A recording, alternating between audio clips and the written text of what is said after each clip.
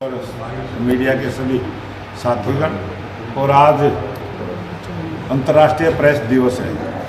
आप सभी छायाकार पत्रकार भाइयों का मैं बहुत बहुत धन्यवाद भी करता हूं, और आप सबको पत्रकार दिवस की बहुत बहुत बधाई और शुभकामना देता हूं, क्योंकि इस लोकतंत्र को मजबूत करने में जो चौथे स्तंभ के रूप में आपको मान्यता मिली है, और प्रेस के माध्यम से जो युगों में परिवर्तन होता है, जिस प्रकार से टेक्नोलॉजी का ज़माना है और बहुत बड़ी भूमिका हर काम में, चाहे समाज के सुधार की हो, चाहे देश के विकास की हो, और चाहे नई जानकारी लोगों तक पहुंचाने की हो, और तुरंत कोई भी जानकारी पूरे देश में प्रत्येक व्यक्ति तक आपके माध्यम से पहुंचती है। ऐसे में सभी छायाकार पत्रकार साथियों का स्वागत अभिनंदन करता हूं। आज ये भारतीय जनता पार्टी का जो संगठन पर्व चला है, और 21 अक्टूबर से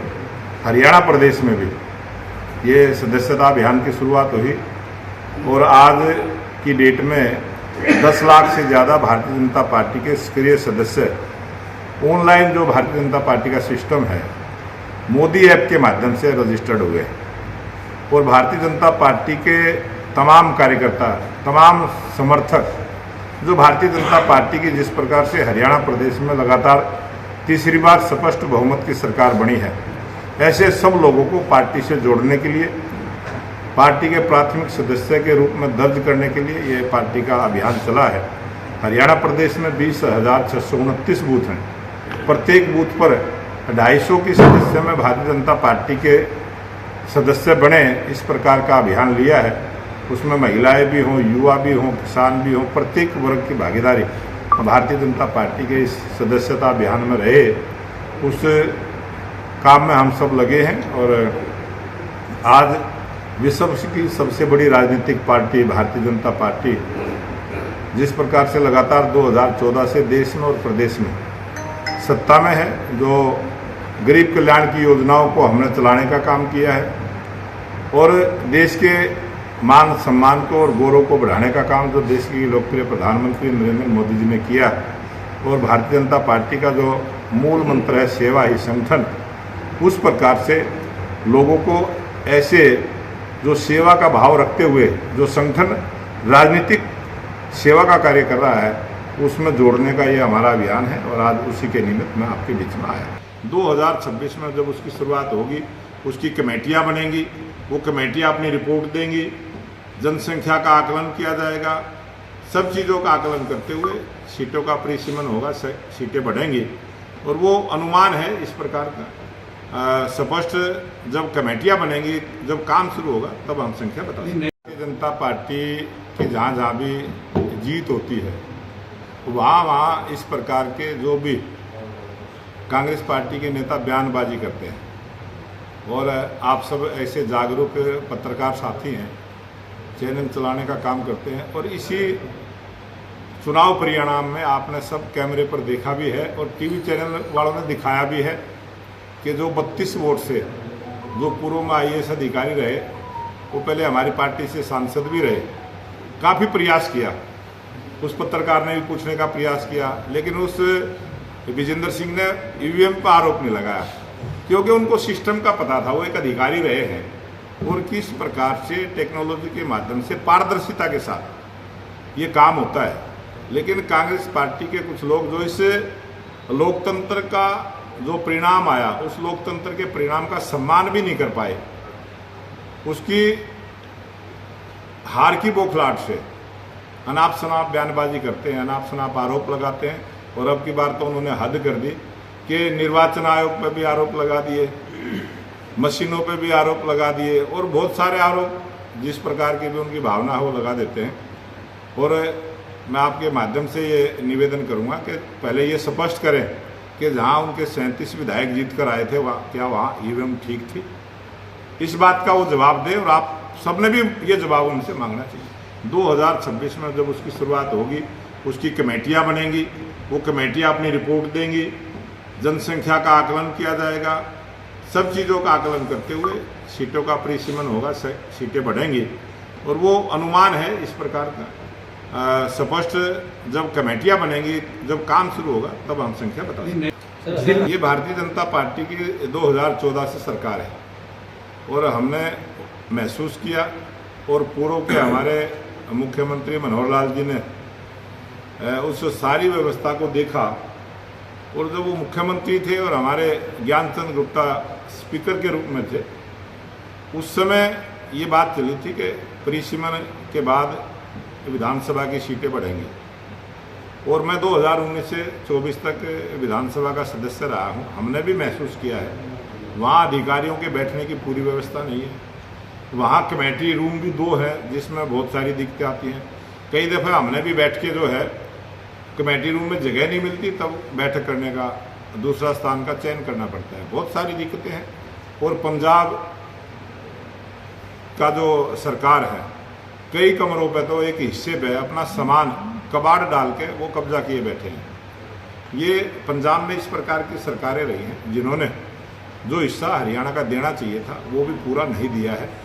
और उसी को बात में ध्यान में रखते हुए कि किसी न किसी काम का जो समाधान है वो किस प्रकार से हो, और हरियाणा सरकार ने फैसला लिया कि वहाँ भूमि उपलब्ध है, वहाँ जहाँ सेक्रेटरीट है वहीं पर उसके नज़दीक भूमि उपलब्ध है, चंडीगढ़ प्रशासन की है, सरकार की है। हमने सरकार से मांग की थी और सरकार ने उसकी स्वीकृति दी, और जो ज़मीन अलाट हुई है उस पर हरियाणा का सचिवालय बनेगा, उसमें सबके बैठने की व्यवस्था होगी, सभी विधायकों के कमरे होंगे। 2026 में जब उसकी शुरुआत होगी, उसकी कमेटियां बनेंगी, वो कमेटियां अपनी रिपोर्ट देंगी, जनसंख्या का आकलन किया जाएगा, सब चीज़ों का आकलन करते हुए सीटों का परिसीमन होगा, सीटें बढ़ेंगी। और वो अनुमान है इस प्रकार का। स्पष्ट जब कमेटियां बनेंगी, जब काम शुरू होगा, तब हम संख्या बता देंगे। ये हमारी सरकार की सोच है जिसकी मैं बहुत बहुत प्रशंसा भी करता हूं और निवेदन भी करता हूं। जो विपक्ष के लोग इस प्रकार की राजनीति में उतारू हुए हैं कि विकास का काम हरियाणा में होना है और वो विरोध जता रहे हैं। पंजाब की सरकार पंजाब में विकास करे, पंजाब की सरकार अपना अलग से बिल्डिंग का निर्माण करे, बैठने की व्यवस्था करे, हमें तो कोई एतराज़ नहीं है। हरियाणा में अगर कोई विकास का काम होता तो उसके बारे में विरोध करना ये उनकी नकारात्मक सोच का परिणाम है। वित्त मंत्री तो कह रहे हैं कि इन जगह पंजाब की वित्त मंत्री, जो पंजाब की सरकार है और जिस प्रकार की सोच उस सरकार की है वो हमने दिल्ली में भी देखी है, पंजाब में भी देखी है। आने वाला समय होगा, जनता इसका इलाज करेगी।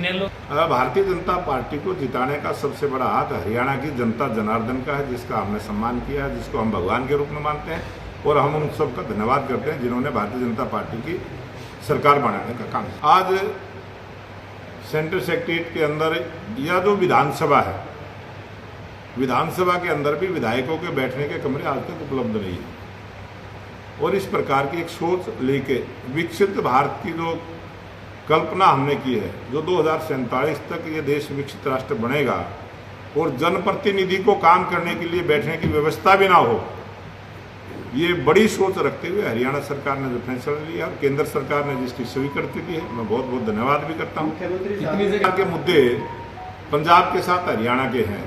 हरियाणा का पंजाब का बंटवारा होने के बाद जो अनसुलझे मुद्दे हैं, प्रयास ये करना चाहिए कि उन मुद्दों पर बैठ के बातचीत का रास्ते से उसका समाधान निकले। हरियाणा के किसानों के खेत को भी पानी मिले, हर हाथ को काम मिले, और देश विकास की दृष्टि से, प्रदेश विकास की दृष्टि से आगे बढ़े। किसानों की बातों में मान लिया गया है। दिल्ली जब भी चुनाव होते हैं, हरियाणा प्रदेश के नेता भी वहाँ चुनाव में जाते हैं, यहाँ के कार्यकर्ता भी जाते हैं। और हरियाणा की बहुत बड़ी आबादी दिल्ली में जाके बसी है, और जिस प्रकार के रिजल्ट हरियाणा में आए हैं उसी प्रकार के रिजल्ट दिल्ली के चुनाव में भी भारतीय जनता पार्टी के पक्ष में आने वाले हैं। महाराष्ट्र में और जो झारखंड में चुनाव है वहाँ वातावरण बना है। और जो हरियाणा का चुनाव है, पूरे देश में जो नकारात्मक सोच के साथ एक झूठा प्रचार करने का काम कांग्रेस ने किया था, वो नैरेटिव हरियाणा की जनता जनार्दन ने तोड़ने का काम किया है।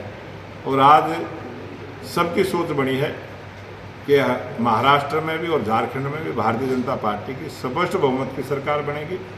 और देश विकास के रास्ते पर आगे बढ़े। सर हरियाणा में तो चलते रहते हैं, लेकिन भारतीय जनता पार्टी का जो काम का सिस्टम है, आज तक जितने भी राज्यसभा के चुनाव पहले भी हुए हैं, अगर आप उसका आकलन उठा के देखेंगे, जिसका नाम चलता है वो कभी बनता नहीं है। मैं पंजाब सरकार से आपके माध्यम से ये कहना चाहता हूँ कि पंजाब सरकार एक सही रास्ते पर आए और कम से कम पंजाब के किसानों को 5 फसलें वहाँ ज़्यादा उगाई जाती हैं, कम से कम शुरुआत तो करें। हरियाणा प्रदेश 24 फसलें हरियाणा के किसानों की MSP रेट पर खरीदने का काम करती है, कम से कम वो 5 से ही शुरुआत करें।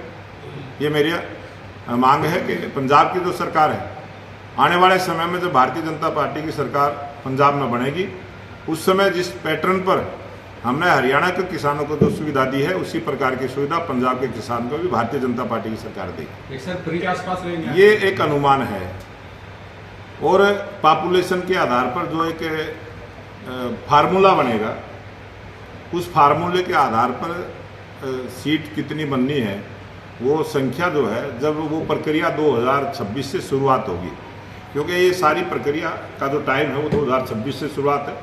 2026 में जब उसकी शुरुआत होगी, उसकी कमेटियां बनेंगी, वो कमेटियां अपनी रिपोर्ट देंगी, जनसंख्या का आकलन किया जाएगा, सब चीज़ों का आकलन करते हुए सीटों का परिसीमन होगा, सीटें बढ़ेंगी।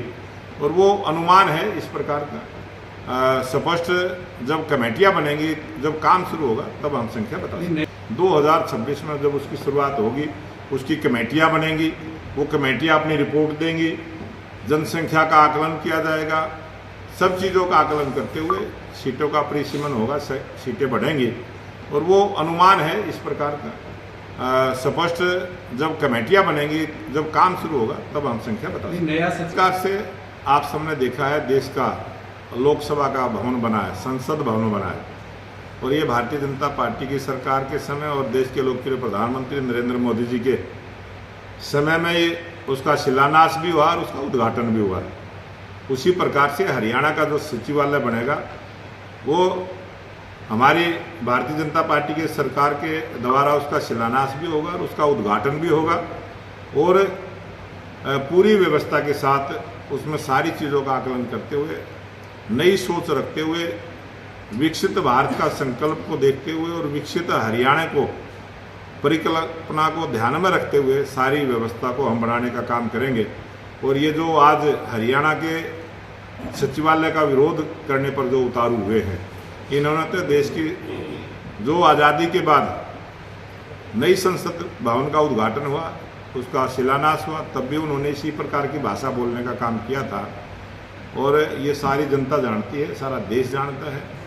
मैं यही निवेदन करूंगा कि नकारात्मक सोच को छोड़ते हुए सकारात्मक सोच के साथ विपक्ष को आगे बढ़ना चाहिए। भारतीय जनता पार्टी का स्पष्ट आकलन है कि जितने भी हमारे नगर परिषद के, नगर पालिकाओं के, नगर निगमों के जो चुनाव होते हैं, वो ज़्यादातर हम सिंबल पर लड़ने का काम करते हैं। इसी प्रकार सरकार इसको बहुत ही संजीदगी के साथ इस पर काम कर रही है और वैज्ञानिक ढंग से किस प्रकार से लोगों को सांस लेने में कोई तकलीफ ना हो, वायु प्रदूषण कम से कम हो, उसकी जो भी व्यवस्था सरकारी स्तर पर करनी है, उसको हमारी सरकार लागू करेगी।